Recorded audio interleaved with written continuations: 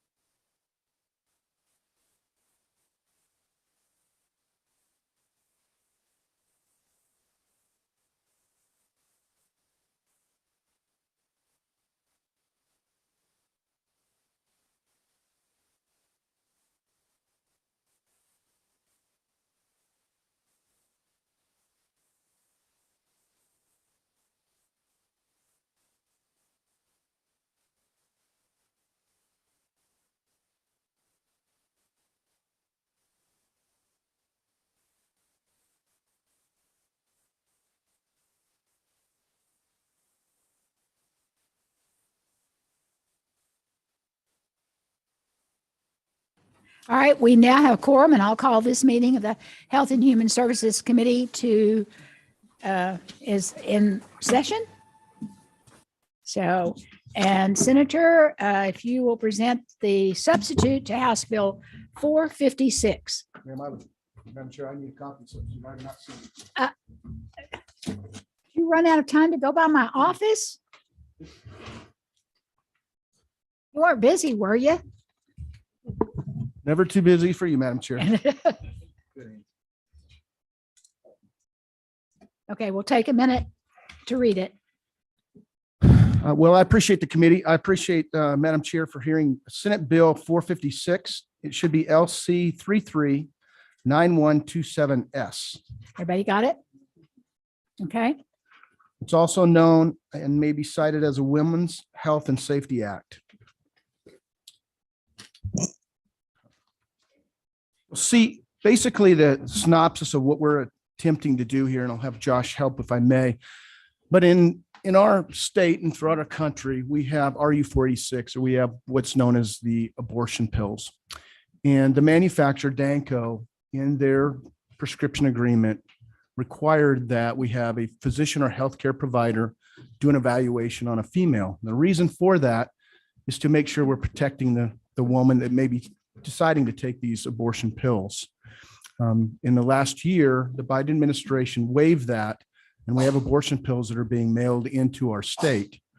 And as a result of that, we have some consequences that's affecting the women's health. And so what we're seeking to do is revert that back and make sure that we have a proper evaluation of a female, right? We want to make sure she doesn't have an ectopic pregnancy, or there might be a blood condition, or she may be allergic to it.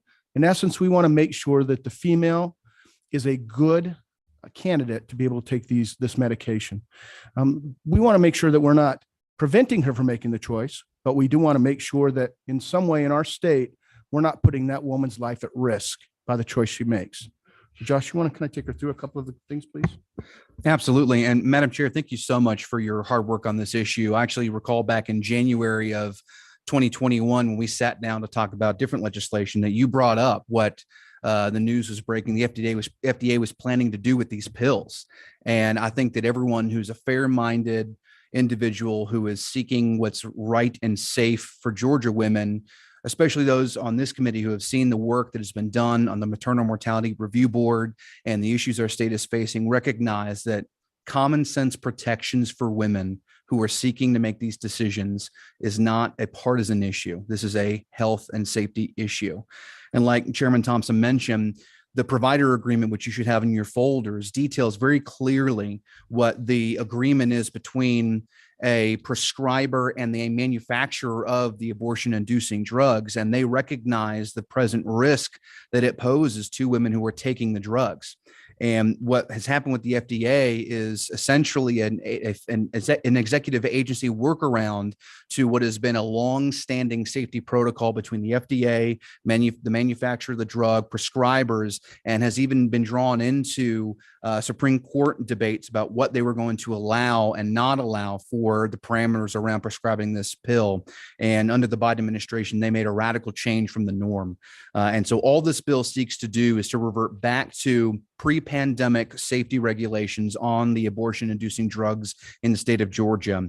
And there's been a number of studies that have come out in the last 12 to 24 months that detail what we're now finding over the past 20 years is the increased risk posed to women who are taking these pills. There was one 20-year longitudinal study that showed that the side effects from this bill or from the pills that induce abortions have resulted in a 500% increase in emergency room visits for women who take these pills. And so when we look at the state of Georgia and the unique issues that our state and our communities face with maternal mortality and access to reproductive health care and the presence of OBGYNs in rural Georgia, we recognize that it is the reasonable thing for our state to do to revert back to those pre-pandemic era protections so that when a woman goes and wants to take these pills, she's being examined in person by a doctor. She's obtaining an ultrasound. We know that she does not need a ROGAM shot because her blood type is different from her unborn child. So we know that she does not have an ectopic pregnancy, which could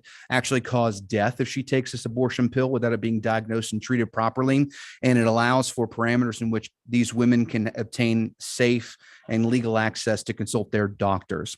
So this bill is very concise and very simple and simply seeks to go back to a pre-pandemic framework of safety and parameters for prescribers, requiring them to have an in-person appointment with a pregnant woman to conduct an ultrasound. And this doctor needs to be able to diagnose an ectopic pregnancy, which is a fatal risk to women who would take these pills, determine her blood type and administer a ROGAM shot if necessary, assess for signs of domestic abuse, reproductive control, human trafficking, coercion, and then provide the safety information for that woman to contact the doctor after she's taken the pill to make sure if she has complications, she knows who she can reach out to and knows where she can get the help that she needs if she's experiencing obstetric hemorrhaging or other complications from the abortion pill. Yes, ma'am. Okay. Questions from the committee?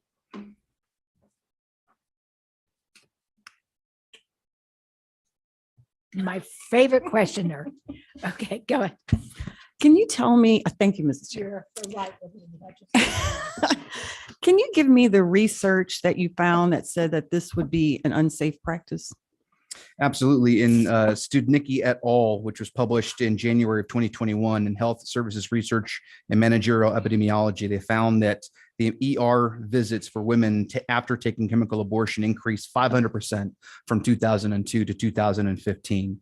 Which we're seeing, especially as there's an increase in an off-label prescription of these abortion-inducing drugs, women who are further along because they're not actually obtaining an ultrasound, they're not seeing an OBGYN in person, they're obtaining these pills secondhand from healthcare providers who are prescribing them and mailing them, which is happening currently in our state, or they're obtaining them via telemed without an ultrasound being performed. So they're further along gestationally than they report and estimate, and they're taking these medications later than they should, and it's increasing their risk because they're having obstetric hemorrhaging, which this committee well knows is the #1 issue beyond cardiovascular disease that we face in our maternal mortality threat in the state of Georgia. Can I follow up, please?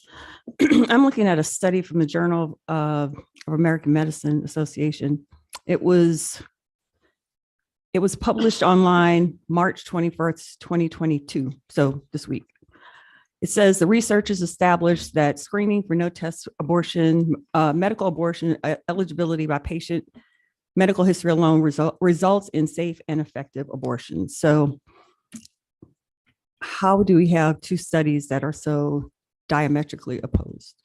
Well, I think when you're looking at, I don't have the data you're referring to in front of me, but when you have a longitudinal study like this, looking from 2002 to 2015, and all they're doing is looking at the CDC data of emergency room reports for women who had just taken chemical abortion, data is not biased and data is not opinion. It's referring to women who have gone to the emergency room after taking this pill, and you're clearly inferring the risk there. So there's a diversity of data as you look at these issues.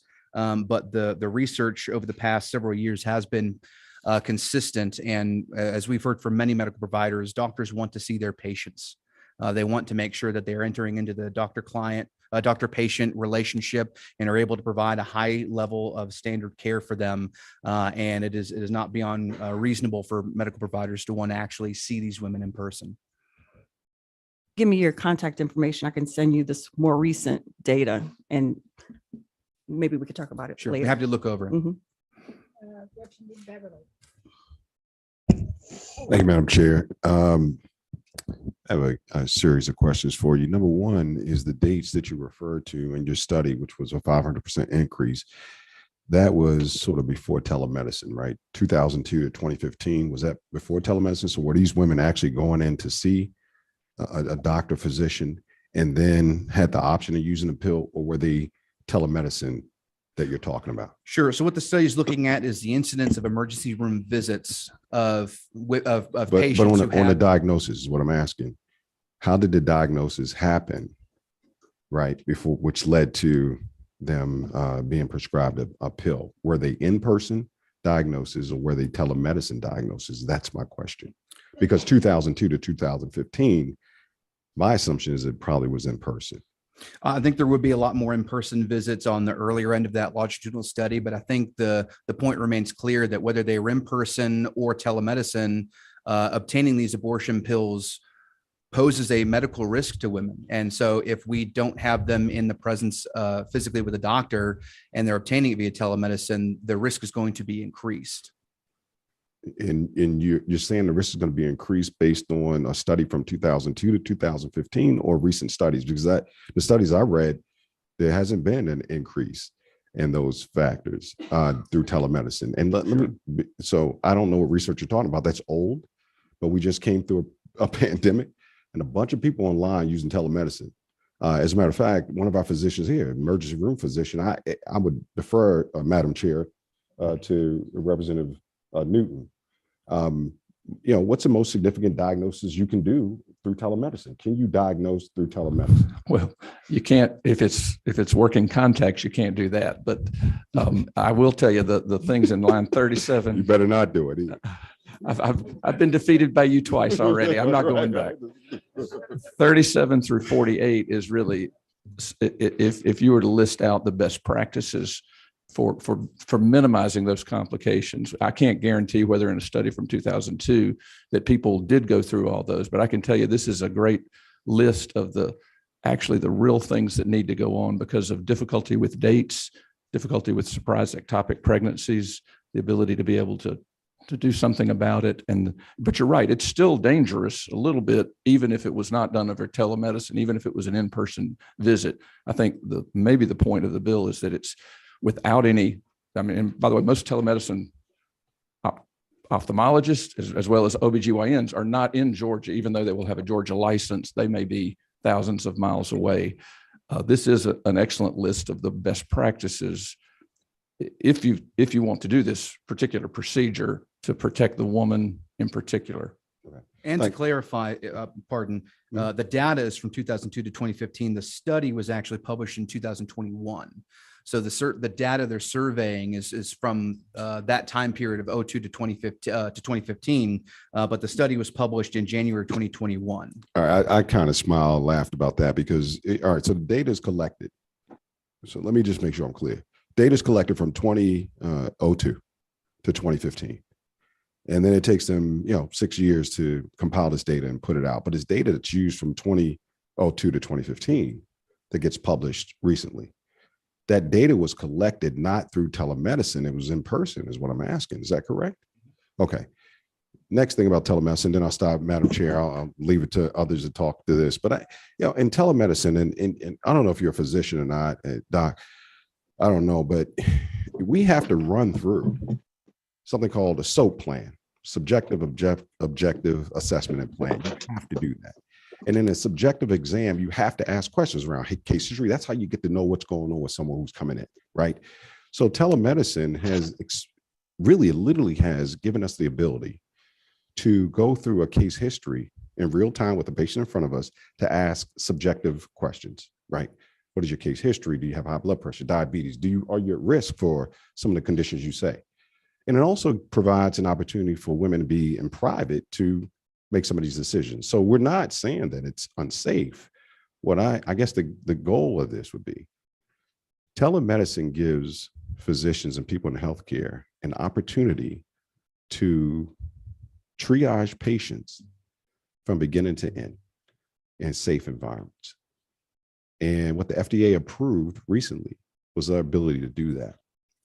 What this bill would do is say, that didn't just happen. Let's go back to another way of doing it. But we realize right now that the SOAP opportunity, subjective, objective assessment and plan, can still be at play right now through telemedicine, is really very effective, quite frankly, for things where it's non-invasive.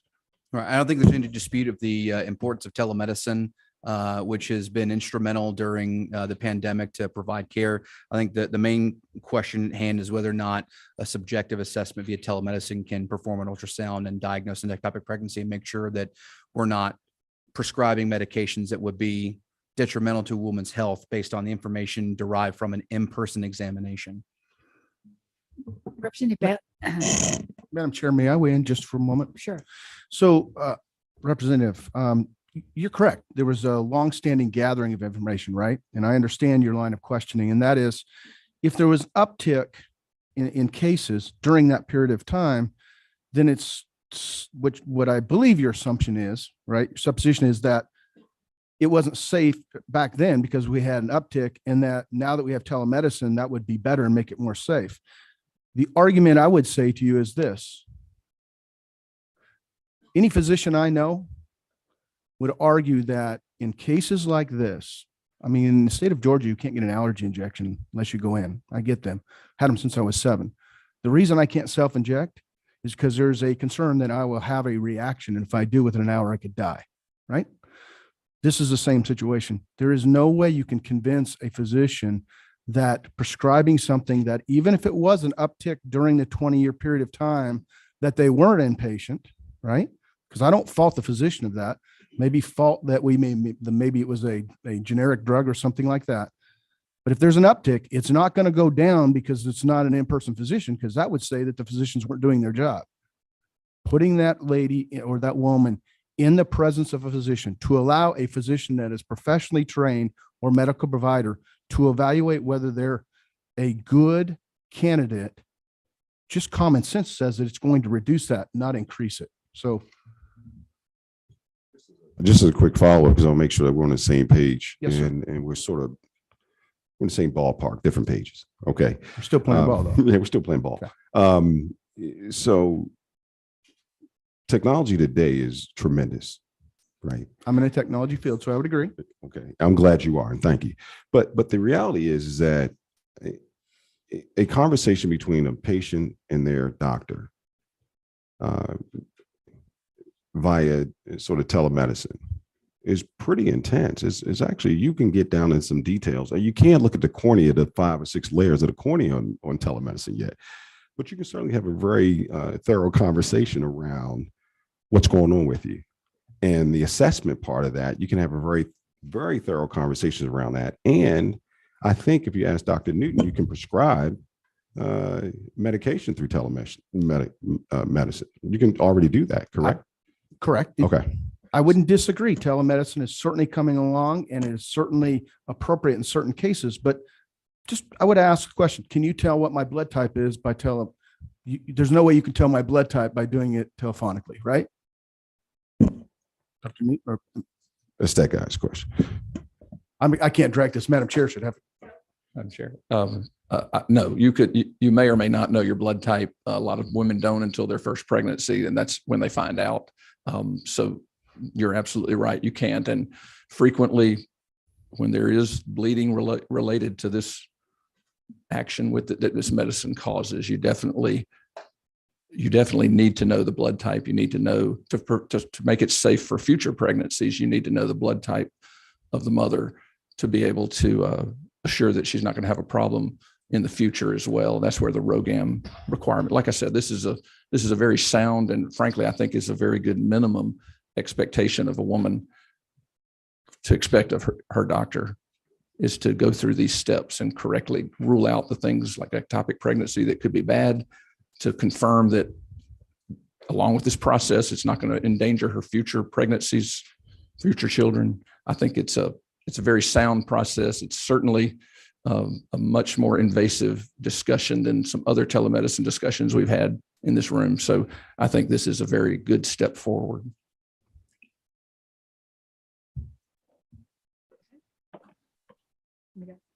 Representative Bennett, online.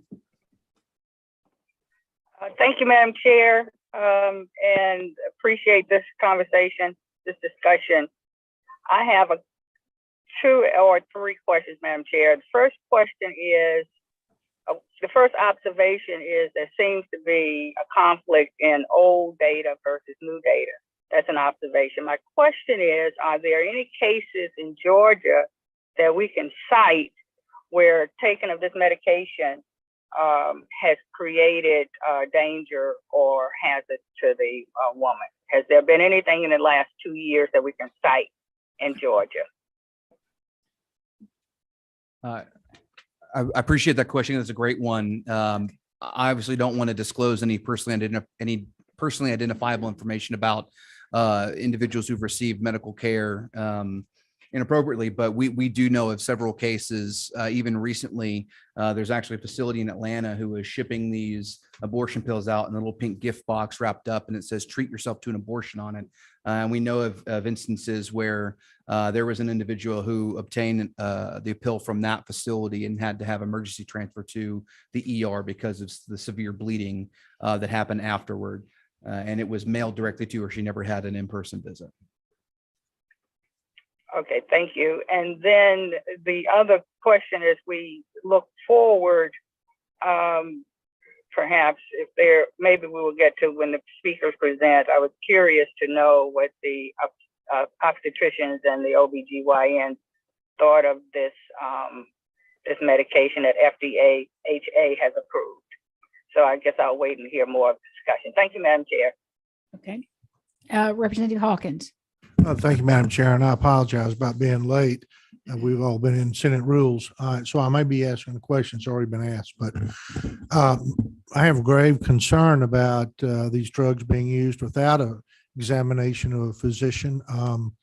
Is it not true that if the young lady misjudges her time and is further along and she has an ectopic pregnancy and takes this medication, she could be in great harm? Is that not correct?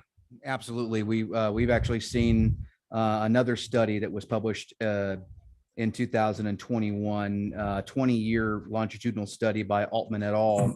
That found that the side effects that were reported after having abortion-inducing drugs ventured into life-threatening range. The bleeding is severe, especially if the gestational age is inappropriately measured, or if there's an ectopic pregnancy, women can die. And we know that both sides of this issue agree. We hear from both sides that there needs to be safety parameters put in place to make sure that women are not bleeding and dying in Georgia because of a lack of action on the part of this distinguished body. And this legislation would resolve that issue. All right, that's all. Thank you.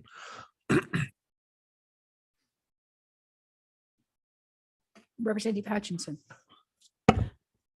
Thank you, Madam Chair. I want to go back to the research.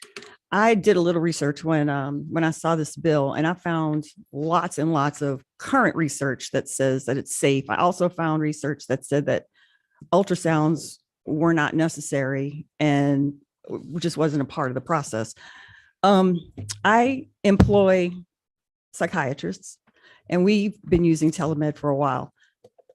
They are able to diagnose things like schizoaffective disorder and prescribe psychotropic drugs, and it's very much needed where we practice, which is in rural Northeast Georgia.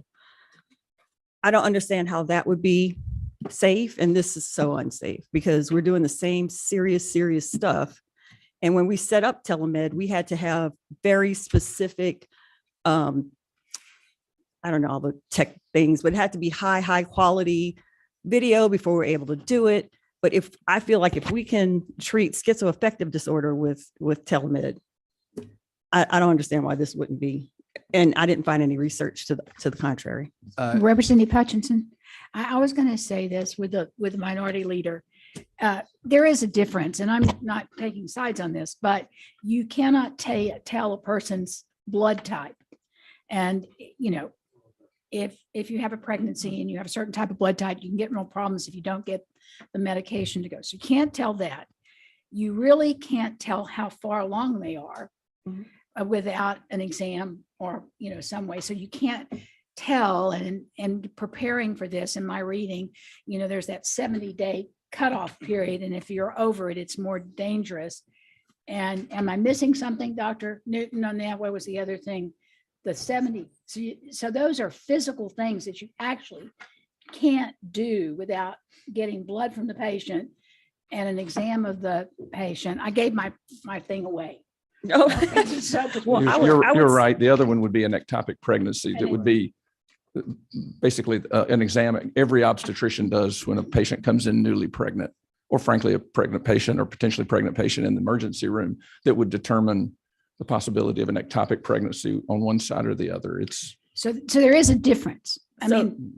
So in our case, the psychiatrist, if they feel like they need further tests, they send them to a lab, and they won't see them again until they get their labs. But I'm thinking about the ladies who are in rural areas like I treat.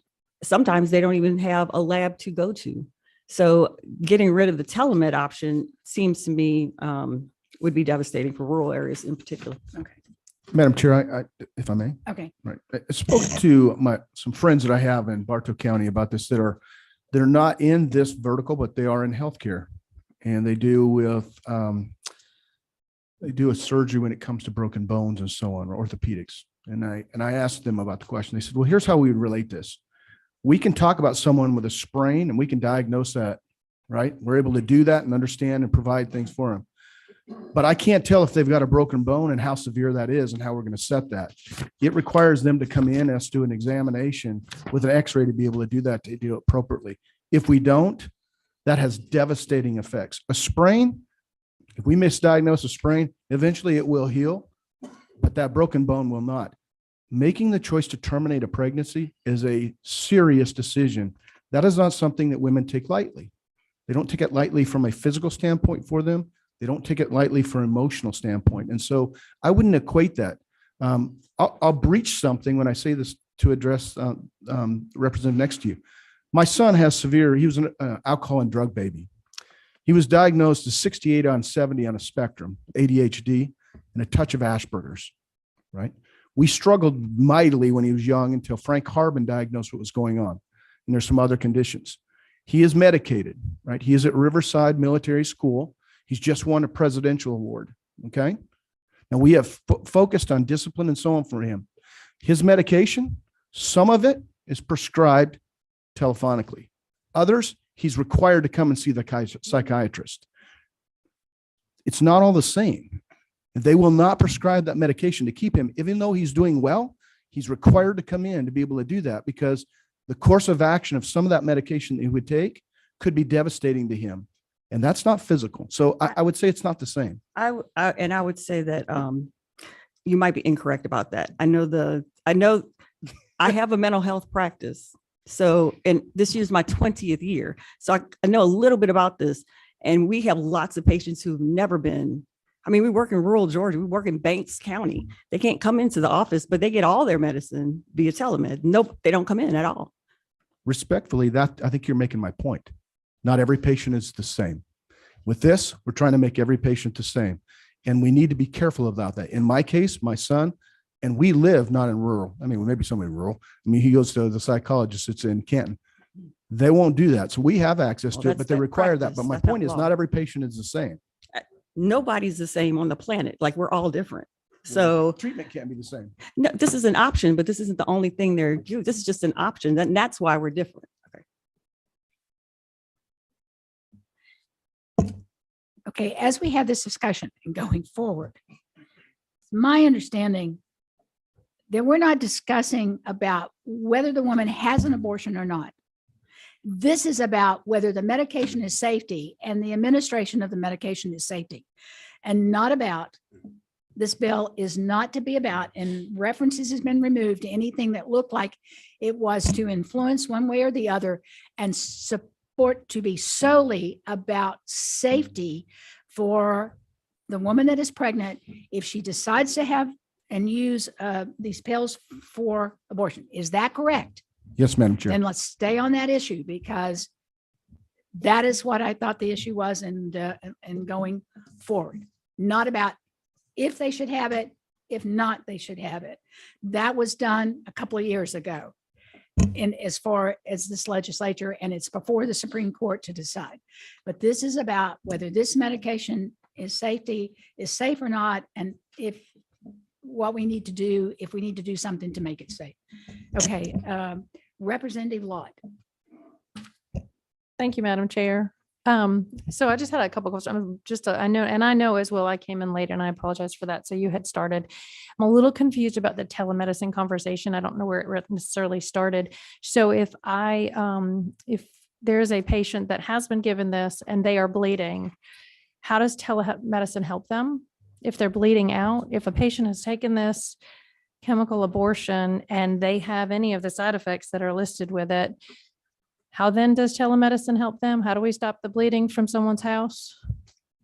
I think if a pregnant woman took this medication and was experiencing these kind of severe consequences and complications, telemedicine call, they would advise her to call 911 immediately. I presume Dr. Newton could shine more light on that, but you could not treat the complications via telemedicine. So we're back to the in-person visit and having a physician conversation and having met with somebody. Oh, okay, thank you. Appreciate that. Representative Beverly again, sir. Thank you very much. I just want to sort of clear a few things up from my perspective. You're talking about the smartest people in the world who are dealing with women's issues, and you're in front of them, not us, not lay people. You're talking about a physician that you're in front of when you have an assessment, you're a subjective physician who does this. If you tell me stuff about your body right now, I can tell you about your eyes that quick because I know it, right? If y'all tell Newton I won't do it. I won't do it. But you're trained. We're talking about speculating about a sprain. We're not talking about that. We're talking about people who are absolutely trained in this discipline. And you're having a conversation with that person to see, hey, do you know when you were pregnant? They can assess this stuff. That's what you do in a telemedicine exam. These smart people asking smart questions that lead you down a path. Since 2000, FDA has had 4.9 million women, 4.9 million women have received this pill. 4.9 million. No, I know. I'm telling them it was 4.9 million. It was 4.9 million women have received this since 2000. And the efficacy since telemedicine had come along, I'll give you the studies, okay? It's been more efficacious through telemedicine than it was in person. Actually, it was 99.1% efficacious through telemedicine. It was 98.4% through in person. But there's a protocol that you follow. It's not like you have to follow a medical protocol to get to a place where you give the pill. If that protocol is breached, you don't get it. That's why the efficacy has gone up. We're not willy-nilly out here trying to figure out how to do it. There's an assessment that you have to go through. There's a medical protocol that you have to go through. If you fail that, you come in. So if you don't, you pass and you become more efficacious. The drug becomes more efficacious because you went through a medical protocol to get to the prognosis, the diagnosis, and the treatment. So you're not calling me on the phone asking me about this. You're calling somebody who's trained to do this stuff. I think the minority leader has a great point that he's bringing up about the experts who are making these decisions. And actually, I wish I had the case numbers in front of me, but there have been multiple attempts over the past decade of abortion providers to request the FDA to change their protocol, because the standard protocol in the FDA is exactly what we're trying to codify, and it has been until last year. And there were multiple attempts from outside groups to change that protocol to make it permanent, that they do not require in-person visits, don't require ultrasounds, and allow through the mail and telemedicine. And in 2020 and 2021, there were actually lawsuits where the FDA was suing to prevent that change from happening. And the Supreme Court ruled in favor of the FDA to retain the permanent risk assessment protocol that they were using, which is in person with an ultrasound, not through telemedicine and through the mail. And it was only under a new presidential administration that this rule was changed by the FDA. So the experts in the room have made this decision through 3 presidential administrations. It's only recently that these changes have been made. Get that straight. The Supreme Court ruled to keep the protocols like are being discussed here in place. Yes, ma'am. There was a series of review processes that the FDA went through that were regarding what's called the Rems Protocol, the risk assessment management and safety protocols for these pills to be provided to patients. And that Rems Protocol requires what we're statutorily going to require with this legislation. And there were lawsuits surrounding changing that protocol, and the FDA actually filed lawsuits. And the Supreme Court did have a ruling in 2021 to permit the FDA to retain their current Rems protocol that requires what we're requiring in this legislation. And it was only recently in 2021 when these rules were changed under a new administration in the White House and a new administration at the FDA. So the experts in the room were in agreement for over a decade about how these pills could safely be provide. And you'll even see in your packets the provider agreement between the manufacturer of these drugs and the prescribers who will provide them to women. And that provider agreement details many of the things we're seeking to codify with this legislation, that you have to abide by certain safety protocols in order to ensure that women will be safe when they're being prescribed this medication. The FDA rule goes against the provider agreement. It goes against 2 administrations of FDA rules, and it goes against what we're seeing in the data here in Georgia, what we know what's best for women in rural Georgia facing maternal mortality risks. Representative Schofield. Pardon, you wait. Thank you. Representative Newton. I guess I was getting a little bit of clarification. So the rule changed just recently with a 4.9 million that you referenced, Leader. Was that since you're saying that's in the last year? No, that's since 2000. So Oh, these pills have been. So most of these distributed. were done, most of the part you're talking about that was safe were done under the provider agreement, which says you've got to be able to diagnose an ectopic pregnancy. You've got to provide surgical intervention in case of the difference between some bleeding and a lot of bleeding is sometimes a pretty fine line. Sometimes it can even require lab work. So most of those that you're saying were supposedly safe were before the FDA changed the safety. It'll be sometime in the future before we know. Well, not necessarily, because there was a study that was There was done. a telemedicine prescribing of it before last year, right? Yeah, no, I agree. I'm just saying that I agree with the fact that women, what I'm saying is women have been taking this pill 4.9 million times. After 2000. a thorough Yeah. exam and often an ultrasound. And But hold on. There's a recent study, there's a cohort of about 2,825 patients, a recent study that tested the efficacy of telemedicine versus in-person exams. That just came out, and it was published online. Anyway, it's March 21, 2022, in the journal JAMA. Published this, Internal Medicine just published this. that's when she referenced. Right? No, it's right. And they just did it. I just did a study on telemedicine, how effective telemedicine was for giving the pill or not. And that efficacy is actually higher in telemedicine than it is in person. This just happened. The JMA just published this. So I hear what you're saying, but the JMA just published this, and I'll give you the reference right here. I mean, I have it. So my point is it's more effective because you reduce time. The protocol is in place, as you know. The study he's talking about, I get it, but that protocol evolved out of study over years of doing this stuff. And so, look, then there's no physician going to put a woman in harm's way, right? you're not going to do that. If there's something that, if a red flag goes up, you're going to actually call that out. That's what that's a Hippocratic oath. You have to do that. So first, do no harm. Nobody's going to do harm. And the studies, but if you want to go to studies about telemedicine as opposed to in person, there's studies by JAMA, Internal Medicine, published March 31st of this year, cohort of 2,800 women. And that's what they concluded, that telemedicine is actually more efficacious than in person. That's just science, and that's the journal. Representative Hawkins. I was just following up what Dr. Newton said. It sounds to me like a lot of the figures there that you mentioned were done under the protocols, earlier protocols, and not the telemedicine protocol, the change. And I think no matter which way we look at this, we're talking about safety of the woman. No one is doubting that the drug works.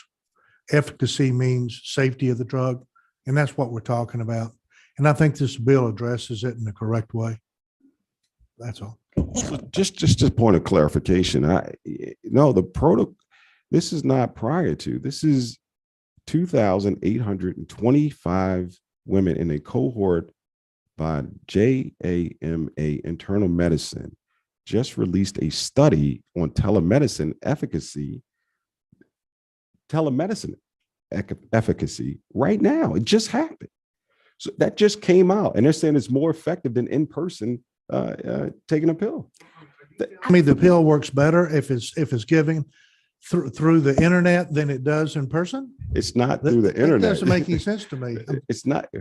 It's I'm not through sorry. the internet. I think that we shouldn't. Okay, or telemedicine. Okay. The efficacy is effectiveness of the pill. It doesn't matter which way it comes, whether it's coming through telemedicine or in person. It actually This bill's does. about- It actually does. It actually does, because you have to have a protocol in place to come up with the correct diagnosis and treatment plan. There's a protocol. You have to go through that. Anyway,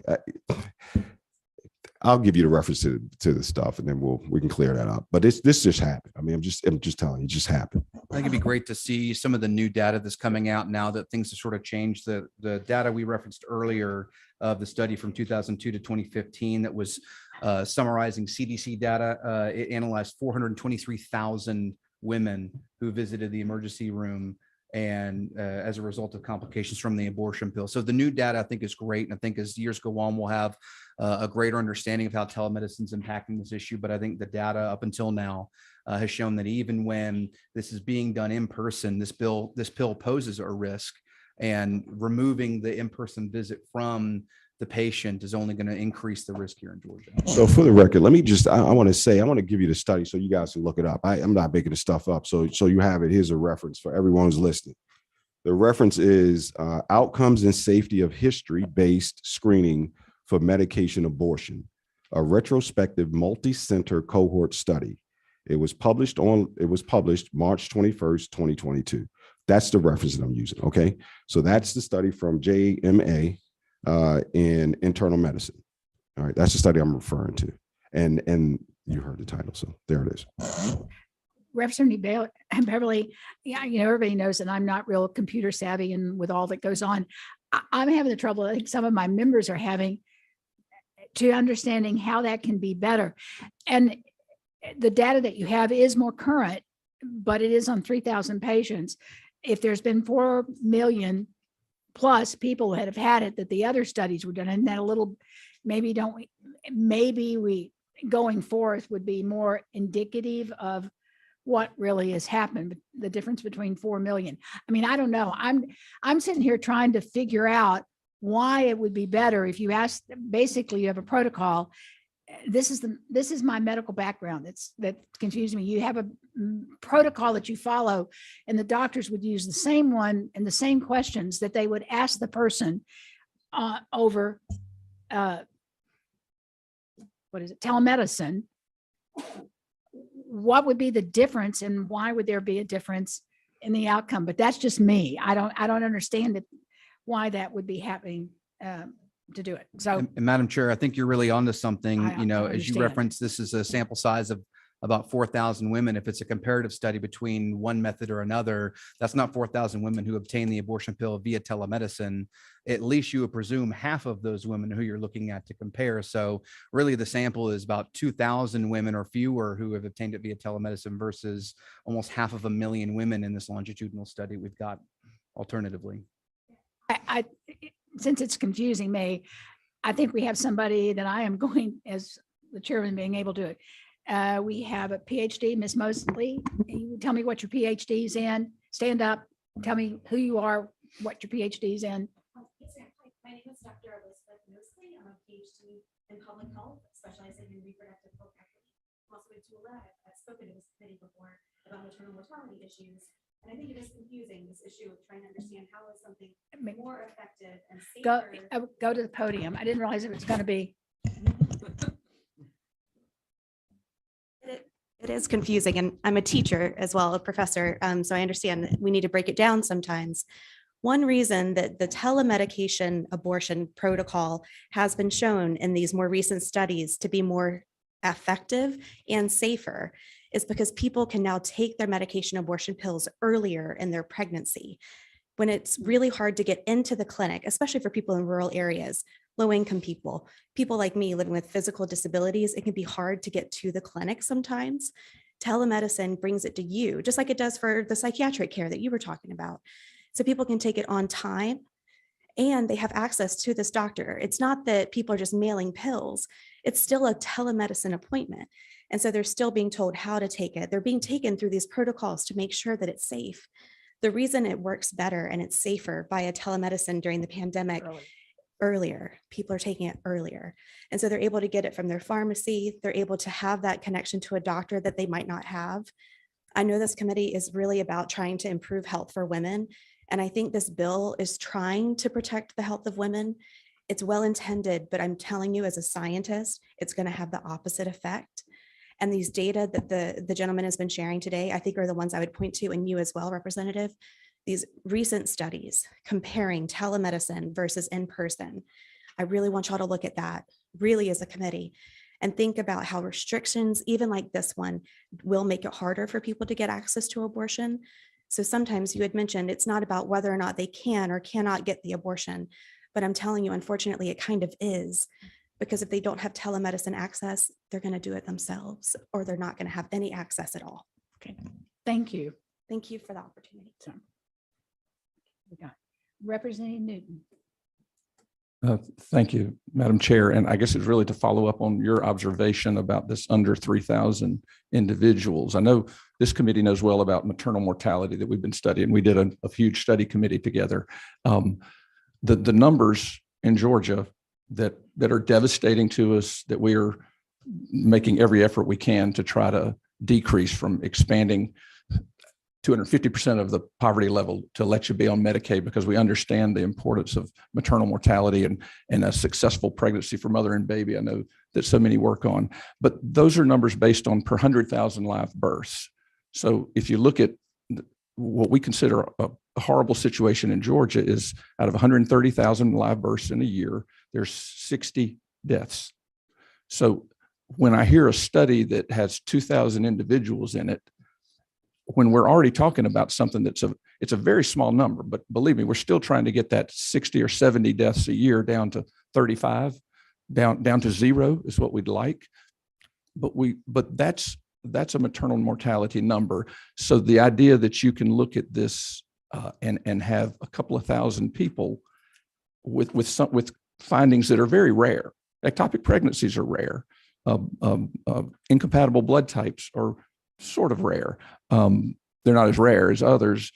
Significant hemorrhage with a miscarriage or with an elective abortion are rare. So you really need a lot more time than 1 year of data or 2,000 cases when the things we're talking about are just barely in the double digits for 100,000 cases in a pregnancy that goes to term with a live birth. So I don't think it's early. I think that's way too early to be saying that after a year we found 2,000 people who didn't have a complication. When we're talking about maternal mortality, we're talking about 60 complications a year out of 130,000 that you have to look at before you even find the 60. So if you just picked any 2,000 of those live births, you'd say live births in Georgia are perfectly safe because nobody died in most of the groups of 2,000. But if you look at all 130,000, you find 60 who died. And so these are rare complications. We're not saying this is a severe threat to the woman, but it's not a zero threat. And just in the same way our maternal mortality is not a zero. It doesn't mean we don't care about those 60 out of 130,000. So if it's 2,000 in a year's worth of time, I'm not sure how long before we'll have, I guess 50 years before we'll have 100,000 in a study. I think at that point you could start to say something really is safe. But if you just pick 2,000 births in Georgia and said nobody died, so Georgia doesn't have a problem, that would be incorrect. And I think that small of a study published last week, I think is maybe an effort for a different cause. Just as a follow-up, so Great Britain, so let's expand the study. Now, the largest recorded study on the effectiveness and safety of medical abortions to date includes 52,142 people in Great Britain. That had a telemedicine abortion? Yes, from January to June of 2020 in Great Britain. And I'll give you a study. Okay. 52,142 medication abortion procedures. 85% of all medical abortions performed nationally from January to June. So there's a larger study. With an in-person exam or over telemedicine? Okay. All right. Big difference. It demonstrates that no medication abortions are not inferior to in-person tests. I'll give you these studies because I want us to have a robust conversation around this because the public needs to talk about this stuff. And I think it's important. So that's why I want to give you the reference. But the reality is when we're talking about the study that I showed, this multi-center cohort study through JMA, as you know this, Doc, is that you take a relative sample size when you're doing these medical research projects, and they're intense. It's not like me and you picking 2,000 people. These people go through screenings that are representative of a multivariate culture that we find ourselves in. So I think it's a little bit disingenuous to say only 2,000 because these studies are, you can't get published in one of these journals without going through some very intense background. You know that. And so the studies are empirical studies that internal medicine docs have done. And it's not just 2,000 out of 100,000, but if we need to expand that, we talk about 50,000 people in Britain, and you will find efficacy for telemedicine the same way you would in a study. So I just want to just make sure that we're clear about, it was 2,000, but from January of 20 to June of 20, there has been a study on 52,142 folk in Great Britain, and I'll give you that as well. So I think there's a larger study out there that we can have this conversation. Representative Lott, did you weigh? Okay, what I haven't heard mentioned, and it's not in the bill to the chairman, is on being able to get this through mail order, is there any age restrictions that the Biden administration put out? I mean, can a 14-year-old go to some physician, or, I mean, can they order it through the mail? There would be no restriction on that in the FDA's rule change. You would have to abide by state laws if you were underage seeking to obtain an abortion before it's prescribed, but there'd be no age restriction to obtain it through the mail. But on the other hand, even if it was a patient who was of age, who was pregnant, who sought it properly through the mail, there's no guarantee that medication, which has now gone through the post office, ends up in the right hands. If there's a child in the home or if it's delivered to the wrong house, there's no guarantee it's arriving to the patient it's intended for. Okay, my understanding is this medication on a list of dangerous medications. I know there is a list that requires that they are handled in a different way with dealing with patients. Is this medicine still considered to be on that list? It is. Okay, thank you. Representative Newton. Well, thank you, Madam Chair. I guess we did talk about maybe there'll be more data that comes out in the future Maybe some states will do one thing while, and we'll find out something. I do think you could agree, though, that the people who make the medicine, by the way, who want to sell the most of it possible, it's all in their, it's their interest to make it as easy as it can be while still being safe. And I'd call those pretty good experts. If they think it's critical that you assess the duration of pregnancy accurately, which is not really just an estimate from a last menstrual cycle, that you can diagnose ectopic pregnancies, that you're able to provide surgical intervention.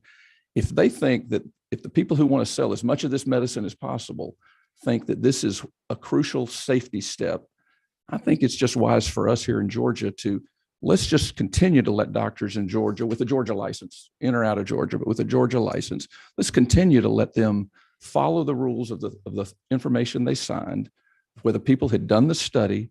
Let's let them continue to follow these for women in Georgia. And if we get to 100,000 or 200,000 individuals who have had a telemedicine prescription with this and zero complications, that may come in a year, 2, 5. But I would say in the meantime, isn't it wiser for us to have, when we're trying to deal with pregnancy-related mortality, let's just keep things as safe as possible. Let's try to expand the capability and the accessibility for people to get care when they're pregnant. And please just let the doctors follow what they signed when they agreed to be allowed to prescribe this medicine. Let the physicians, the OBGYNs, everyone, let them continue to follow this and not be a test case here in Georgia. Let's wait until some amount of time when we can be sure it's safe first. This is not, this, like Madam Chair said, this is not whether you like the idea of this and the outcomes or not. This is really just about a pretty strong safety rule that the people who made the medications, who did all the early studies when they were getting approval from the FDA, this is how they got their approval from the FDA, is having tight restrictions around it. I say, before we throw that out, I understand the pandemic made us do a lot of things that were different briefly, but let's don't throw out years and decades of research and prescriber education that easily. Representative Hutchinson. Thank you, Mrs. Chair. I just wanted to respond. If I agree with you, we need to keep this as safe as possible. But the data that we're looking at, the new data, says that telemed is the safest way to go. And that's what concerns me. We have such a difference in data that maybe we should look at this more from a data perspective. Okay, Representative Beverly. So, Doc Newton, people don't know us. We're good buds, and we are. And so I can't say to you and hear what I want to say to you. Just for the record. Yeah, I get it. But no, but I do. I think it should be Georgia-based docs. I agree with that. And I think the protocol doesn't go out the window when you have a Georgia-based doc, who I think those are the best doctors on the planet. If you have a Georgia license, you are one of the best, most superior doctors on the planet. Wouldn't you agree, Doc? And so anyway, having said that, I do think that those superior doctors in Georgia should be the ones who are talking to patients about this. But they're not, it's not sort of a garbage man talking to somebody. These are the best docs on the planet talking to patients about medication. And they're going to be able to assess people in a telemedicine space the same way I could assess you from across the room right now and tell you that you have presbyopia, right? I can. I just a gray hair, right? Exactly.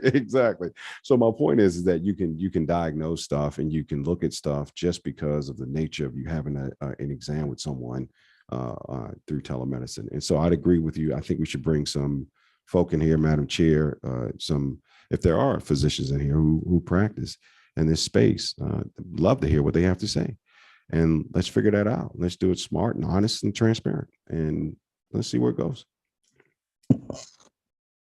With that, does the author have anything else to say before we go to hearing from people that signed up on the sign-up sheet? Sure. Madam Chair, I appreciate that we're talking about findings, right? technology, very similar. You create a basis, but you have to have comparable basis to be able to prove what you're trying to do. And so it'd be interesting to know if the 2,800 test cases here were all physicians that were specialists of OBGYNs and so on. Because if so, we're aligning that with people that are prescribing this that are not. I agree. Georgia does have the best doctors in the country, right? We can all agree with that, whatever your specialty it is. But we're aligning this in the current law right now, or the way they're distributing these pills. They're not all OBGYNs. They're not all the best providers out there. And so they don't have, in my opinion, the woman's best case and her heart and her safety protocols in mind as we do here. They're two different bases that we're measuring here. Okay, and what I'm going to do is I'm just going to go back and forth on this. I'm going to start. Oh, Representative Kelly, sorry. I didn't see your light go on. It just came on, Madam Chair, but I appreciate as we're wrapping up the bill author's testimony. I appreciate the legislation he's brought before us, because I took a moment and I kind of waited here for a minute because I've been trying to read through the study that the minority leader and someone I consider a good friend is talking about. And in just reading here, it says the major adverse event rate of 0.5% was slightly higher than previous studies, finding rates of 0.2% to 0.3%. And when we're talking about data, and we're talking about a number of people here, 0.5% doesn't sound a whole lot higher than 0.2% or 0.3%, but it's double the amount of adverse reactions with telemedicine versus in-person visits. And when we talk about data and we talk about 0.5% versus 0.2% or 0.3%, what we need to remember is those are real people at the end of those numbers. And it's twice as many who are having adverse reactions by telemedicine prescription versus in-person. And I think that's from the study that we've been referencing a lot. And so I just wanted to point out that the study does conclude that it's twice as dangerous to have a telemedicine prescription versus in-person. So I appreciate the minority leader bringing that to our attention. Thank you, Madam Chair. So adverse reaction, you remember Bill Clinton said it depends on what the meaning of is. It ain't gonna apply to me. Trust me on that one. No, not me. Not me. Yeah, not me. But no, because the definition is very important, right? Adverse reaction versus efficacy are two different things. And adverse reactions, we should look at what those are as opposed to efficacy. There are two different things. And one saying that it's dangerous is not an adverse reaction, right? That there's a specific definition associated with adverse reaction, just like there's a specific definition associated with efficacy. And so I just want to, as you dig into that study, my dear friend, and that is my dear friend, just separate out, the is, and because I think there's an extreme difference in the way in which that study would be read. If you look at adverse reactions as not being dangerous, but an adverse reaction as opposed to efficacy. I think there's some opportunity for discussion in that space. And if I can respond to that, Madam Chair, here's what the study says. Among the patients with follow-up data, 12 major abortion-related adverse events occurred. These events included 8 blood transfusions, 3 major surgical procedures, including a possible but unconfirmed laparoscopic procedure for ectopic pregnancy, and 6 hospital admissions. Now, if we go based on the further in the study, that would have been in person 6 major abortion-related adverse events occurring. And so we're talking about here exactly what you talked about, because I think it's important that we talk about what they are. They included 8 blood transfusions, 3 major surgical procedures, and 6 hospital admissions, Madam Chair. So it is important for us to talk about what the numbers and the definitions. Time. I need to cut that off now because we want to hear from people that have signed up to speak. And we are up against a hard time because our caucus has a meeting. So I'm going to go and I'm just going to go back and forth. Okay, Dr. Carey, we can't read your last name. So if you'll go to the podium and tell us who you are, where you practice, what kind of practice, whatever you want to tell us about yourself. Thank you. And how do you pronounce your last name? Swiak. Wait a I'm minute. Dr. Carrie Swiak. Swiak. I'm a board certified obstetrician and gynecologist who practices here in Atlanta. And my testimony is on behalf of the Feminist Women's Health Center. This proposed bill presents unnecessary barriers to women's health and safety. There is substantial evidence that shows that medication abortion can be provided safely. If you don't want to argue that it's safer than in person, we can at least show you substantial studies where it has the same outcomes of success and safety, where it's no worse than in-person visits. The American College of Obstetricians and Gynecologists and numerous other organizations support this practice for these reasons, for all the literature that supports it. And so therefore, ultrasound, physical exam, or blood tests are not required. In patients without risk factors or symptoms of anemia, collected blood count does not increase safety. In early pregnancy, it's now shown by latest studies, Rh sensitization is known to be non-existent. And so blood typing or anti-D immunoglobulin is not required. Ultrasound is not always necessary, as only 1% of patients, when certain of their last menstrual period, are actually found to be further in their pregnancy by ultrasound. And the risk of ectopic pregnancy among patients seeking medication abortion is less than 1%, much less than the risk in the baseline population. If I deem during a telemedicine visit that my patient does not meet criteria, then I can refer them for an ultrasound to be performed by a technician, or I can refer them for blood tests as needed. So to provide a telemedicine visit, I use a secure internet-based platform to video conference with the patient. I assure her that the visit is confidential. I collect her history, making sure she has no contraindications or troublesome symptoms or coercion. I review the informed consent with her, including risks, benefits, alternatives. I assure she has access to emergency services. I review the instructions for taking the medication. I give her the opportunity to ask questions. And I provide her electronic copies of all consents and instructions. I send her prescriptions electronically. She does not order them by mail herself, so she can obtain them at her pharmacy. And I can do all this safely without an in-person visit. So therefore, requiring her to see me in person does not increase her safety. And in fact, as we discussed, if you wait longer because you have unnecessary barriers, you have less chance of having success and you have higher rates of adverse outcomes. So the safer, more cautious method is to decrease as much barrier as possible so that you can have an earlier abortion when you need it. Who's got a question? Wait just a minute. Who is it? Oh, Representative Newton, you have a question. Thank you. And it's Dr. Newton. Do you prescribe these for people outside of Georgia or just in Georgia? No, just in Georgia. And do you have an arrangement if it's in South Georgia that you're doing it by telemedicine for what they're supposed to do if they have a complication, or do you just try to guess you try to find out their. No, you would make sure wherever they are in Georgia, you would make sure that they have access to emergency services, adequate access, and you would assure that that means that they have access to a hospital, to a physician near them. Before this change was made, did you sign one of these agreements to be able to prescribe that? I did, because that was what was required at the time. The FDA requirement? Mhm. Okay. Thank you. Is it still required to get the medication and to use it? No, not per the pandemic. And we've seen with the telemedicine abortion that has been provided that, again, we haven't had an increase in adverse events.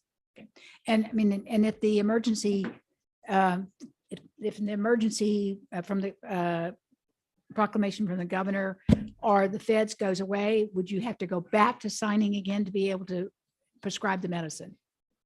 I'm not sure I understand your question. I wouldn't have to re-sign an agreement. No, would you? Okay, but you would have to have that agreement with the company. If that was reinstated and I hadn't already signed it, then yes, if that was a I requirement, guess what then I'm people would trying to have to say, sign it. if the emergency situation that we're under, either federally or statewide, it goes away, then then you go back to where they do want you to sign an agreement, or and not just you, but any doctor. I see. So that if I Sorry. haven't already signed it, yes, I would be doing that. They would go back to requiring it. Okay, Representative Dempsey? Yes, do you want to respond to that? No, just to follow up on what Dr. Newton was saying, I want to make sure, because we do know there are places here in Georgia where we do not have providers of healthcare and hospitals in some places. What is your gauge of what is considered close, I guess, close enough to do that if you're talking with someone, in another place? Well, I think it's reasonable to think about, if someone has access to a phone, if someone has access, if they have assistance, someone that can be there for them to take them to emergency services if they need them. And then if they have something that's readily accessible, like an urgent care or an emergent care. But I think it also depends on the situation. It depends on the patient. As we've determined, all patients are different. And so if a patient is very low risk, then there's even more latitude. If they're high risk, then they're likely not a good candidate for this. But that would be whether it's in person or telemedicine. So it still doesn't matter on the telemedicine. And so if I may, if you're providing telemedicine services in that way, it's completely in your judgment as to whether they are close enough and they have someone there that you can't necessarily see another person there to be with them or know that that person will be there at that time. So that's somewhat subjective, I would say. What have you ever had to that a call, an incident where you said, no, the conditions are not right? Certainly. Any history that you take from a patient is subjective. And because you enter into a doctor-patient relationship, you trust the person and you trust what they tell them, and you can ascertain whether they're providing you history that's congruent with the treatment that you want to give. And you can do that whether it's in person or over telemedicine. And the doctors here in Georgia, as we've mentioned, use good judgment. That's why we're board certified in our specialty. And we can determine if the patient is a good candidate or not. That's the same issue is going to happen whether or not she's in front of me in my office or whether she's over a teleconference. So if that patient was in your office, they would not have necessarily brought someone with them. Like I know for some medical procedures, they always tell you must have someone else there with you to drive or be with you, because they might not be taking it at that moment in time. So is that what you're saying, that that's not required? Or I don't know. It's just there's such a fine line in there when we start talking about some of the possibilities that could happen. It could go very well, but then there's also the situation where it doesn't, and is someone alone. Well, I think we need to consider the fact that the majority of physicians are practicing with common sense and use standard practice, standard of care, and follow the guidelines that we've been taught since medical school and throughout our decades of training, that if a patient tells us information that suggests that they are eligible for a treatment, then we can provide that, whether it's in the field of OBGYN or the field of emergency medicine or ophthalmology, and whether it's in person or whether it's via telemedicine. Thank you. Can I ask Bethany Shearer from MAG to come? Bethany, can you come up and refresh my memory? I thought that we went back to regular doctors having to have the first visit in person. Am I incorrect on that? Or are we still under something where they don't have to do that? Or am I just getting forgetful? It depends. I know that's a very great legal answer, but it largely depends on the patient, how the patient came to that physician, whether they were referred by someone else who has recently seen them in person. For example, if you are seeing a physician that is routinely your physician, it may not be a first visit. So if a woman is getting her yearly exams and is reaching out to her typical OBGYN, this may not be a first visit. The rule in Georgia is largely that the standard of practice is the same regardless of whether it's telemedicine or in person. And there are exemptions to the requirement to need to be in person if you have peripherals or technology available to you that brings those two things in line. So Okay. It's all about the standard of practice and whether you can meet that via telemedicine or not. All right. Well, in your estimation, as the lawyer in charge of from the Medical Association of Georgia, is this case the kind of thing that would be considered a first visit that needed to be in person? I will say I don't believe that's probably a legal question. That is probably more of a medical question, whether or not the standards of practice are the same. That is why we largely have physicians sitting on the medical board, not attorneys. So Oh, okay. we, I put we my can mess place. everything up, right? The determination of what the standard of practice would be Okay. depends on a lot of factors, and I don't feel educated enough in the medical practice setting that is in order to make that. Well, that's something you'll have to determination. think about, maybe discuss with some of the doctors and tell me. Yes, ma'am. And the problem- And Noted. if it's a ridiculous question and I ask it, well, just, count it on that. Thank you. Thank you. Okay. Beatrice Shekel? I'll just be brief. My name is Beatrice Schockel. I'm with Frontline Policy Action, and we just want to say that we stand behind this great bill. This is responsible, and as a woman myself, of course, I would trust a doctor to put advise and give whatever I need for myself, for the health of myself. And so, thank you for this bill. I ask the committee to please vote for this bill. Thank you. Don't go anywhere. Is the question? No, it wasn't for her. Okay. Representative Lott, do you want Dr.?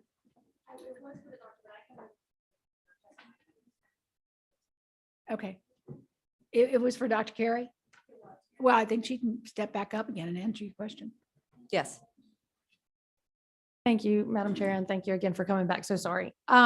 So can I have to ask this question as well. Is this considered a greater risk procedure than having a regular abortion in the physician's office?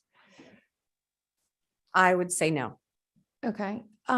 So I know that Leader Beverly's got me on my phone reading everything I can read about these doggone studies. And I keep coming up with that this is a greater risk procedure by doing these. And so I've read that a couple of times now. So maybe we have disagreement on that, that the hospital-based abortions are safer. I don't believe we have any Then- data to suggest that. Okay. So that was one of my questions, and that this was the ease of use on this was a concern also in some of my readings again, and it goes again to the health and well-being, and follows up a little bit with some of what the chair lady had said was that first visit being that somebody isn't actually seeing the patient. So if I thought I needed a blood pressure medicine and I did a telehealth visit, at least some of the things that we do in my area, usually you're in a place where there is a blood pressure cuff. So, or that actually can't be determined without certain equipment. So is there any equipment used when you're doing these procedures? Is So there if anything? we follow a particular protocol, then we don't need additional equipment. So nothing besides the teleconferencing. And just to comment on what you asked about abortions done in hospitals, in fact, the minority of abortions in this country are done in hospitals.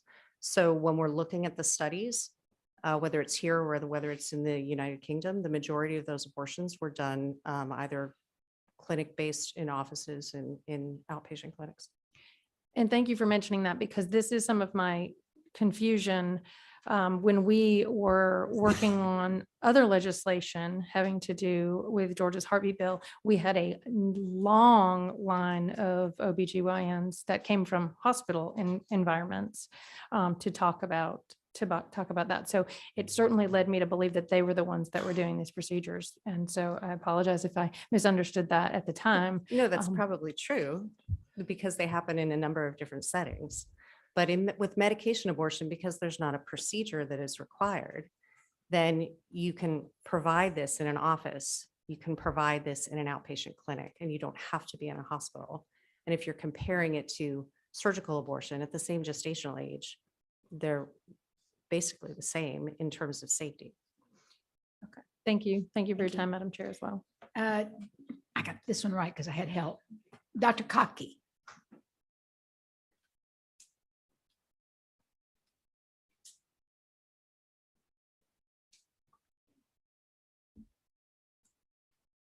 Thank you so much, Madam Chairwoman. I am honored to be able to speak with you all. Thank you to all you committee members. My name is Dr. Melissa Kotke. I'm a board certified OBGYN who practices here in Atlanta, Georgia. I'm also the immediate past president of the Georgia OBGYN Society. I stand before you in opposition to this bill because of my core beliefs as a physician. As a physician, I am committed to offering the highest standards of medical care to my patients. And I'm also committed to providing care that reflects current best practices. As a physician, I treasure my relationships with my patients. I prioritize their needs and their privacy and their safety. I act as their fiduciary. I tell them the truth. And I collate the best that I know about medical practice while considering my patient's unique context. And then we partner on decisions regarding the treatment so that they can achieve their health goals. I'm saddened and highly concerned because Senate Bill 456 undermines each of these core beliefs. Fundamentally, legislative intrusion on the patient-physician relationship is bad medicine. It's bad for physicians and it's bad for patients. Indeed, the Medical Association of Georgia, which represents over 6,000 physicians from multiple specialties across the state, recently passed a resolution stating, and I'm going to quote it, that MAG opposes policies that limit evidence-based medicine or evidence-based practice of medicine. It opposes those that threaten the patient-physician relationship and the inhibition of delivery of safe, timely, and necessary medical care. Do you think that it's important for us to remember that we should leave these very important conversations, private medical care, to the patient and the physician? And as well-meaning as the intentions are behind this conversation, I'm really grateful to be listening to them. We don't need additional interference from people who haven't practiced medicine. As we've heard, telemedicine can be safely used for medication abortion and for medications for follow-up. The American College of Obstetricians and Gynecologists, the International Federation of Gynecologists and Obstetricians, and the WHO all support this. There is years of research. I know that there's been a lot of conversation about what's happened with the pandemic and how that has changed this and brought this conversation to the forefront. But indeed, these types of studies have been going on for quite a number of years. There was a question, I can't remember from who earlier, and I want to just share with you. A teleabortion project received an IND from the FDA in 2016. So that's when these studies were started. Georgia was one of the sites of that very important study that has contributed to the safety profile that we know exists. So we have studies that confirm that telemedicine is safe. We have large studies that confirm that routine ultrasound is not necessary, that a certain LMP, first day of LMP is reliable. And I think also I have concerns about Senate Bill 456 because it denies medical advancement. And it puts substandard medical care or attempts to put substandard medical care into law. I believe it will do harm, and I encourage you to vote no. Dr. Kotke, I will say that you said a couple of wrong things to us, trigger things, and one of them is WHO. Have you been living under a rock the last couple of weeks and not seen when we tried to pass the mental health bill that the people who believed that it was a conspiracy with the World Health Organization were out in our halls screaming and yelling? I apologize because I obviously did. No, Huge error on my part, and I am grateful for your correction. I mean, I'm just giving you a little bit of a teasing No, I time, but appreciate it it. was true. That was what was happening. And when you said the WHO, I went, oh, well, here we go. So anyway, Representative Dempsey has a question for you. Thank you. Just to make sure, and thank you for the work you're doing. Sure. Trying to understand this as I read this, the language that is in this bill really directs about the qualified physician providing this care. In a telemedicine format, is it only a physician? Because I know you're talking about that strong relationship between patient and physician, and I think we all believe that is very powerful and necessary for each and every possibility. Mm-hmm. There's some places perhaps where a nurse or a nurse practitioner in life can deliver services, maybe a sore throat, maybe some things like that. But in this measure, I really think that physician-patient relationship, as you've just stated, is so very important. Without this, though, I'm not sure that we have that? I believe in the physician-patient relationship, most definitely. And each state has its own laws about the different scope of practice for all of its clinicians. But I don't believe that being immediately adjacent to a patient is the only way I can develop a relationship with them.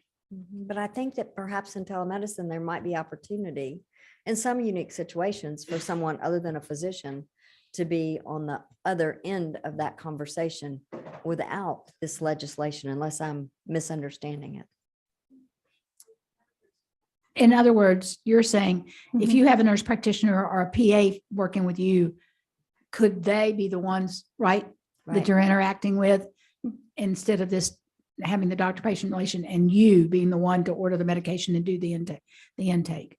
I think we have to go back to the just other laws that govern our practice of medicine in the state of Georgia. I'm not sure that I interpret this bill as that, but I'm not sure that I also understand the question completely.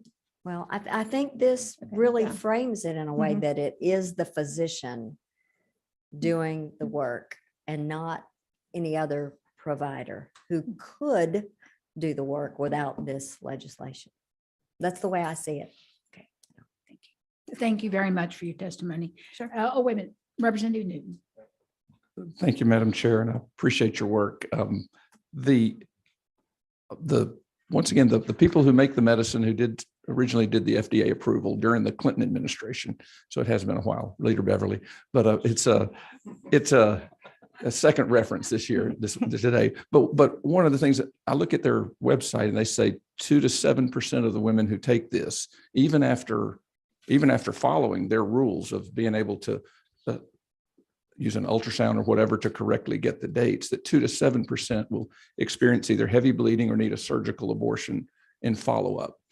Well, that doesn't sound minor. I know Chair Lady Tankersley was just asking me about rural areas, something that according to the people who want to sell the most of it, the manufacturer, 2 to 7% will need significant medical intervention. And then someone is in Atlanta prescribing for someone in Bainbridge or with a 25-bed hospital. I can't believe you would think that not having these guardrails that the manufacturer thinks is a pretty good safety thing for the patients you and I both care so much about. Well, I think that you bring up a really important question, and I would like to make do sure that you prescribe it for people way out of town or just people close by? So that's let me give you kind of the big picture so that people really understand how medication abortion works. Mifepristone is the medication that has the Rems. When a person takes mifepristone, pretty much nothing happens. So if I give that to them face to face, they go on with the rest of their day. And the bleeding and the kind of the side effects that you've described really happen with the second type of medication that happens generally at home. So she could travel 4 hours to see me, get a pill, but then she's going to travel 4 hours home no matter what. And the argument is that this bill, to have that 4 hours to see me in person, doesn't add safety. You don't think the accuracy of diagnosis of ectopics and the dates are better when don't you usually do an ultrasound early in pregnancy?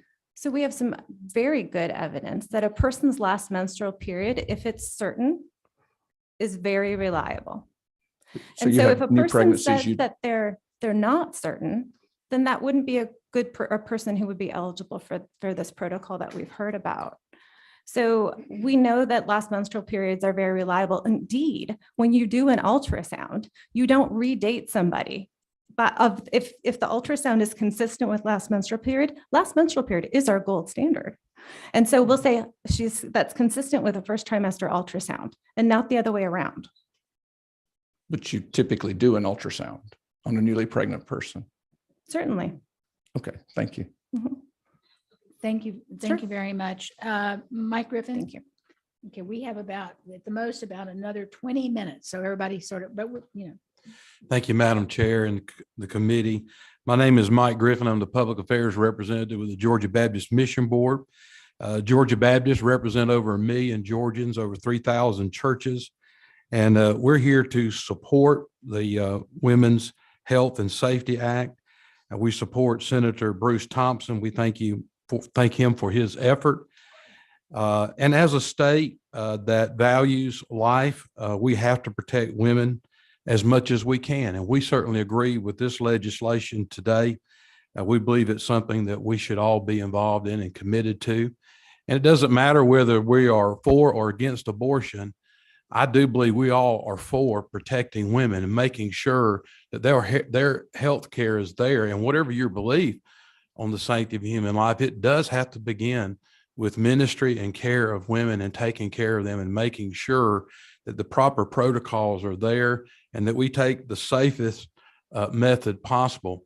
Among Georgia Baptists and among Georgia Baptist women, we have a project called Mission Georgia, which has 5 basic objectives that we're working on. And one of them is pre and postnatal care. We want to help as Georgia Baptists to be a part of reducing that mortality rate and all the things that we've seen in women not getting cared for properly.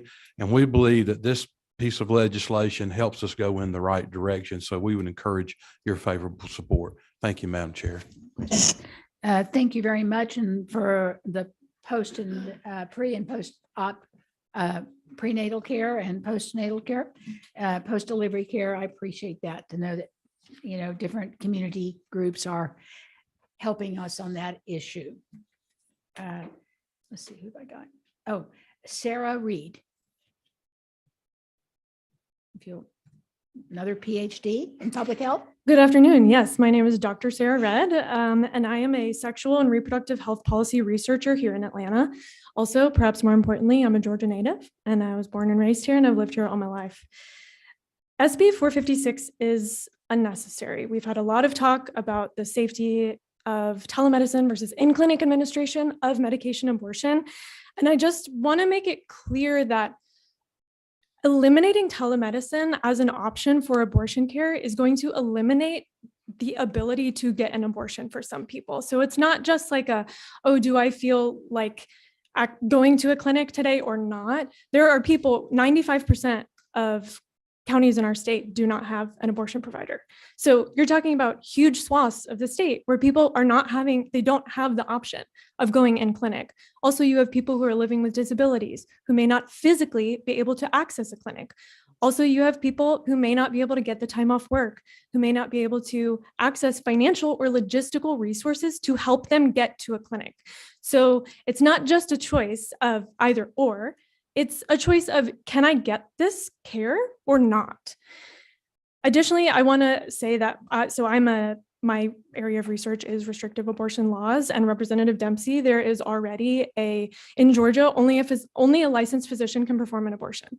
So telemedicine, you're not going to have a risk of an advanced practice clinician, like bombing this Zoom call or something like that. So even though there are many states where an advanced practice clinician can provide abortion care, but what I want to make clear is that the research that investigates these topics from journals like JAMA, not journals where some of this other research has been published, is that restrictive abortion policies, including those like SB 456, do 3 main things.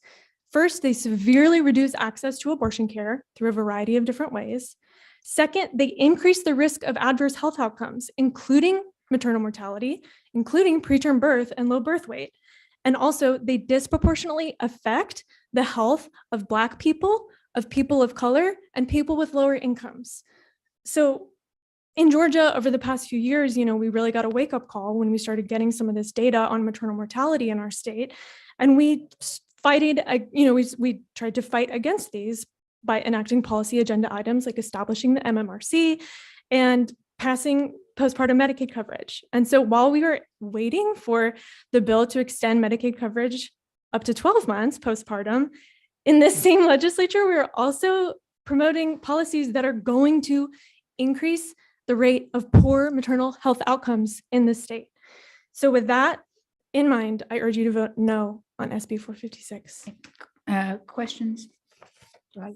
Well, I do want to tell you that I know that many of you things like transportation in rural areas and all is a problem for people getting to access to healthcare.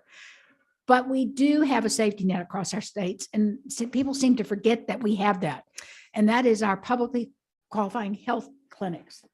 And we have 229 places where they exist. They have physicians. They do an excellent job. They have good outcomes, and they will take pregnant mothers to give that care. And it's if you have insurance, you don't have insurance, it's on a sliding scale if the family can afford it. You know, it's one of Georgia's best kept secrets, even though we do our best to tell people, and this is going out on the airways. So Sure. I just had to say, there is a safety net out there. It's not perfect, but it's not quite the desert land of inability to get care that we often hear talked about. Absolutely. And I absolutely agree. We have, you know, for the resources that we have for that, we do have a safety net, but I think it's a matter of like, the other factors do right. come The other into it. factors, right. And also just the volume of people getting care at a few places. Yeah, we keep growing. Right. I think we're just at under 11 million people in the state of Georgia. Thank you very much. Thank you. Okay, we have Suzanne Guy and Rachel Guy. Is this a team thing? Same thing? Okay, come on, guy. Come on, ladies. We'll keep it brief since we're the mother-daughter duo and there's two of us. Okay. Thank you to everybody on the committee, and thank you so much for hearing this today. It means a lot, and I've so valued all the different sharing on both sides. We are here in support of this legislation. I've been a counselor, mentor, and teacher to young women for many, many years. Part of my work has involved working at a medical clinic. I'm not a nurse or a doctor, but I've worked with pregnant women for 10 years. And something I've seen over the years is they are often off on their LMP dates. And the only way to verify that and make sure and practice responsible medicine is to get women that ultrasound, because so often we've seen women telling us they think it's one date and they've been confused because they've had slight bleeding. So they've been off on their dates. They thought maybe this was their LMP when it was something else. And the only way to confirm is that in-person ultrasound, to talk with them, for them to see, for us to know for sure. And the ectopic pregnancy, I am so thankful that Dr. Newton and all of you have brought that up. That's a very, very real concern. And women are at risk if they are not face-to-face early on in their pregnancy with their doctor. And it's in a very emotional time anyway. They need that one-on-one, and they need that ultrasound to verify exactly how far along they are and to see if there is an ectopic pregnancy. We have had many women come in, I've been doing this for 10 years, that they had no idea that they had an ectopic pregnancy until they had that ultrasound and they had to be rushed to the emergency room. I am for this legislation because I love women and I have dedicated my life to working with young women. And I want to make sure in our great state of Georgia that they get the best possible care. Thank you for your time and consideration, and I support this legislation. God bless you all. Thank you all so much for your time today. Just going to read something quick. I support this legislation because it is safe for women. And just as she expressed also, as they're able to have an ultrasound to determine if they have an ectopic pregnancy and more. Also, I think what has not been expressed is the concern that without seeing how she reacts to the abortion pill, you have a liability on your hands. What you're seeing is you can say that if you believe it is safe for her, but if you do not see her take it and her reaction, and your reaction is your assumption, and it's simply an assumption. It's fact. It's not based on truth.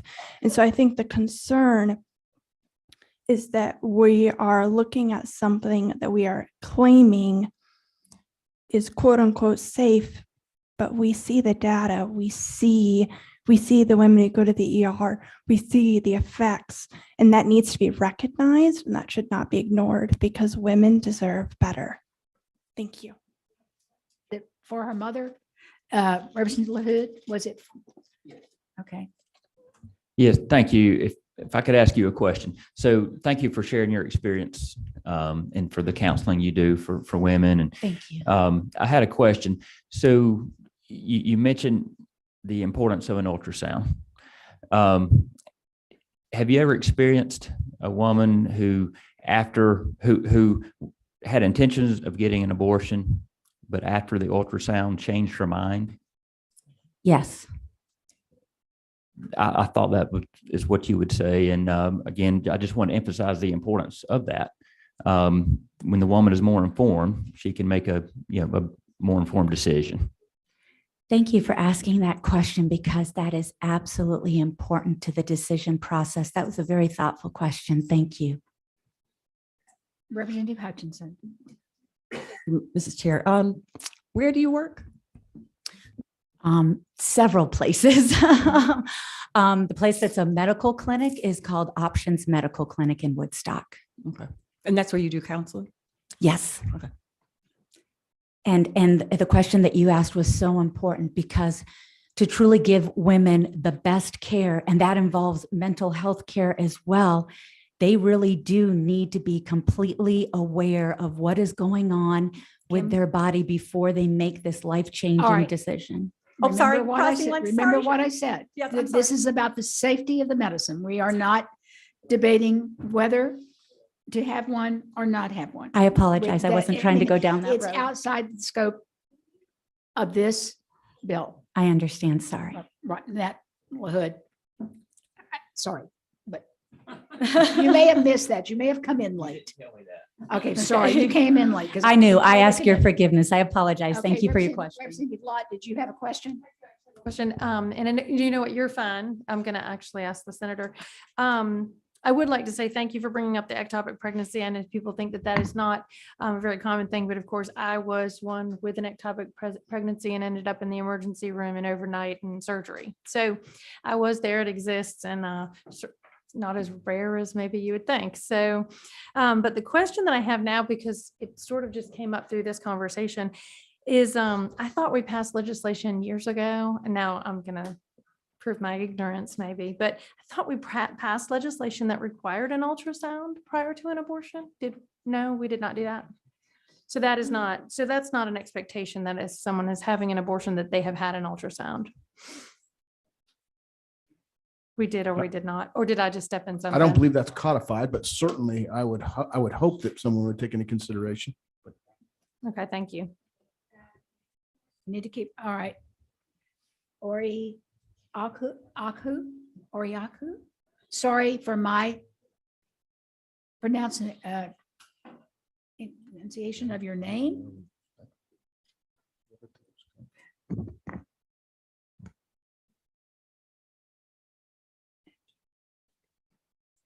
And would one of you be Minatu Ravi? Are we doing it completely wrong? Oh, no, you actually surprisingly got it right. So yes, this is My great. assistant right here. Thank you, assistant. Thank you so My much. husband's the one that spoke 7 languages. I have trouble with English. No, it's all good. It's all good. So my name is Oriaku Njaku, and I'm the co-founder and executive director of Access Reproductive Care Southeast. We are a regional reproductive justice organization that provides rides, lodging, childcare, as well as abortion funding for folks all across the Southeast who need access to an abortion. And so as someone who works with folks in Georgia and all across the Southeast, I emphatically oppose this bill, and I hope you all do too. One of the things that was brought up was what is right and safe.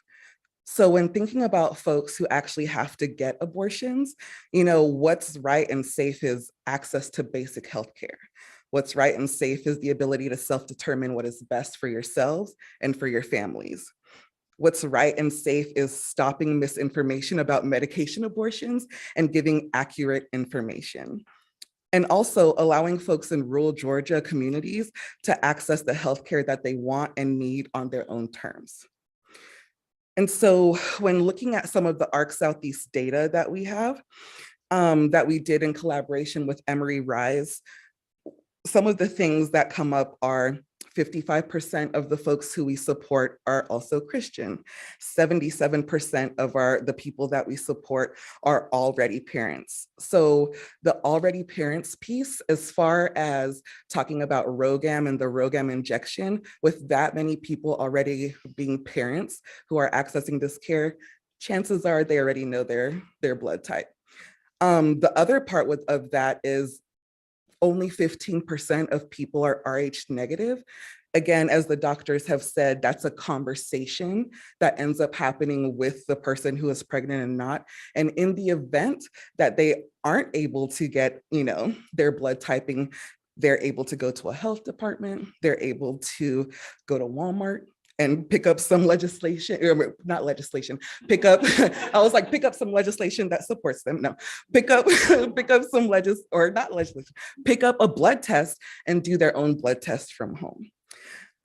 So they can make that decision whether or not they want to do this abortion, or, to have this method be the method that they choose. As far as, thinking about the medication that is used for medication abortion, and I am not a physician, but I worked in abortion clinics and have been doing this work for nearly 10 years. The same medication that is used for folks who have miscarriages is the exact same medication that is used for medication abortions, and that's misoprostol, also known as Cytotec. So for me, if you live in a rural community, you're having a telemedicine conversation with your provider, or a provider who, may or may not be in your community, being able to get the medicine through telehealth is something that I feel like is incredibly important, regardless of if you're using it to have an abortion or you're using it because you had a miscarriage.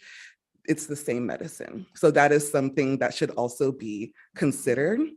In rural communities, some of these folks who want or need an ultrasound to confirm their pregnancy end up going to places like Options Medical Clinic that are crisis pregnancy centers, which are known to provide intentionally deceptive ultrasounds with the intent of keeping people from having the abortions that they want and need. Yes, there may be some good that happens there, but we have too many stories of people who either were doing like secret shopping and like, no, I'm not 7 weeks pregnant, that's my IUD. No, that's literally a blood clot. That is not something, I am not pregnant. To folks who have been told, yes, we can support you. Yes, we'll do whatever you need to do, and continue to get harassed because of the decision that they made to either have an abortion or do it from home. And so really, when thinking about the right to have an abortion, if you want, or the right to choose a medication abortion, it's not only about the right to choose it, it's how accessible is it? Can you actually get one? If you live in one of these counties in Georgia where there's 79 counties that don't have an OBGYN, or about 9 of those counties who don't have a healthcare provider at all, your only opportunity, one of the only opportunities without having to drive miles and miles like a majority of Georgians have to do, is have a telehealth visit and be able to get the healthcare that they want and need. There's too many folks that we support who need a ride from Valdosta, who need a ride from South Georgia, who need a ride from Macon because anywhere below Macon doesn't have an abortion provider, who need rides or lodging or someone to just go to the clinic with them, someone to provide emotional support. And that's regardless of if you're doing a medication abortion or any type of abortion.